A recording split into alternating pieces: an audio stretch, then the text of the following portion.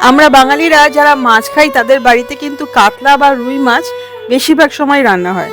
অন্য মাছ না খেলেও এই মাছ দুটি কিন্তু সব বাড়িতেই খাওয়া হয়। তাই আমি শেয়ার করেছি অনেকগুলো কাতলা মাছের রেসিপি।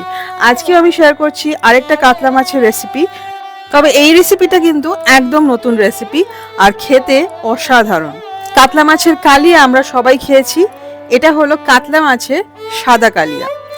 আমি কাতলা মাছ দিয়ে করছি, আপনারা রুই মাছ দিয়েও করতে পারেন, আর আমি পেটির টুকরো দিয়ে করছি, আপনারাও গাদা পেটি মিলিয়েও করতে পারেন। নিয়ে নিয়েছি 700 গ্রাম কাতলা মাছের পেটি। নুন, আদা বাটা, রসুন বাটা দিয়ে ভালো করে মাখিয়ে ম্যারিনেট করে রেখে দেবো অ্যাটলিস্ট 15 মিনিট। 15 মিনিট থেকে আধ ঘন্টা অবধি ম্যারিনেট করা যায়, তার বেশি কিন্তু ম্যারিনেট করার দরকার নেই, কারণ যেহেতু মাছটা নুন মাখানো থাকবে জল কিন্তু বেরিয়ে যাবে, মানে মাছের থেকে মাছের জলটা বেরিয়ে যাবে, মাছ তাহলে কিন্তু রুঠা হয়ে যাবে। সুতরাং 15 মিনিট থেকে আধ ঘন্টায় ম্যারিনেট করবেন আর তারপরে মাছটা ভেজে নিতে হবে। রান্নাটা সাদা তেলে হবে, আমি রাইস ব্র্যান অয়েল ইউজ করছি। মাছটা আমি একদম হালকা করে ভেজে নেব, মাঝারি আছে 3 থেকে 4 মিনিট এক এক পিঠ। একটা পিঠ ভাজা হয়ে গেলে উল্টে অন্য পিঠটাও ভেজে নিতে হবে। এরকম দেখুন খুব সুন্দর রং আসবে, অথচ কড়া করে ভাজা কিন্তু হবে না।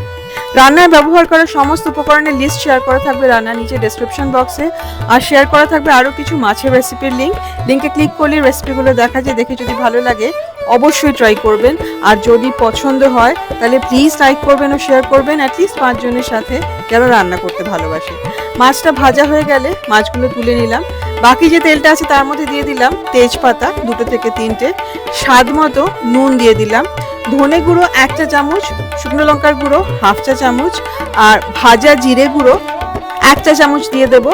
খুব ভালো করে মিশিয়ে নেব, একদম কম আছে, খুব ভালো করে মিশিয়ে কয়েক সেকেন্ড মতো রান্না করে নেব। গ্যাসটা বন্ধ করে দিয়ে ফ্লেমটা বন্ধ করে দিয়ে এইবারে দিয়ে দেব ফেটিয়ে রাখা টক দই আর 1 চা চামচ ময়দা।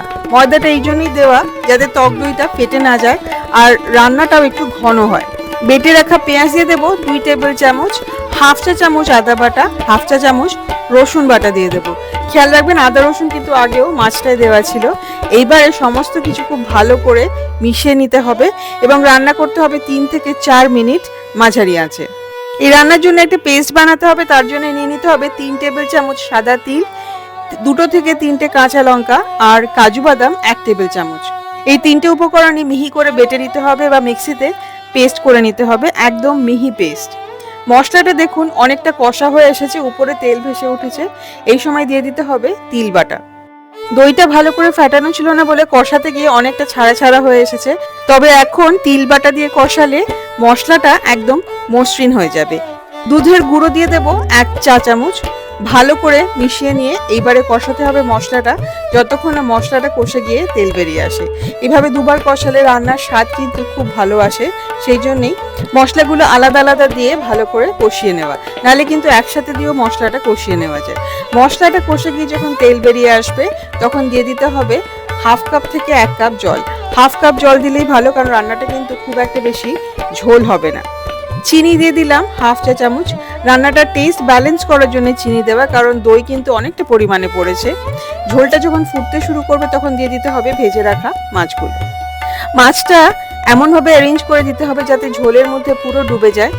ঢাকা দিয়ে রান্না করতে হবে 5 মিনিট একদম কম আছে।